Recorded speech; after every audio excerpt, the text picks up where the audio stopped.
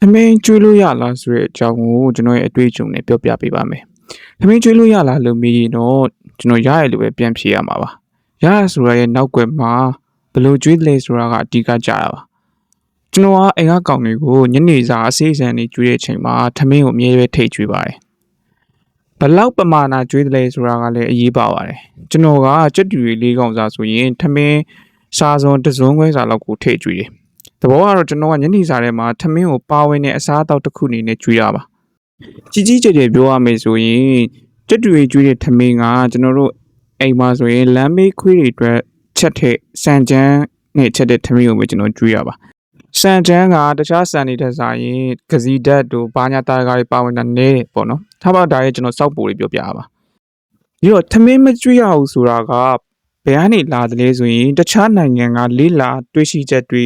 သူတို့သူတည်တနာပြုထားတဲ့ပုံမှာမူတည်ပြီးပြောကြအများပါတယ်ကျွန်တော်ဒီနိုင်ငံမှာဆိုရင်ဒီနိုင်ငံငတ်တွေတဲ့ဒီနိုင်ငံထွက်တဲ့ဆန်နဲ့ချက်ထားတဲ့ထမင်းကဘယ်လိုဖြစ်နိုင်လဲဘာဓာတ်တွေပါတယ်ဒီထမင်းကိုချက်ရင်ဘယ်လောက်ရာခိုင်နှုန်းတိုးတယ်ဘာတွေရောတယ်ဒီလိုမျိုးဒီငက်ကိုကျွေးလိုက်မယ်ဆိုရင်ဘာဖြစ်တတ်တယ်လဲဆိုတာကိုဘယ်သူမှအသေးစိတ်လေ့လာထားတာမရှိဘူးသူတည်တနာပြုထားတာမရှိဘူးတချို့တွေကြတော့ကျွေးရတဲ့အစာလိုအပ်ချက်တွေအရထမင်းထည့်ကျွေးရတာရှိတယ်ဒီတော့အဓိကပြောချင်တာက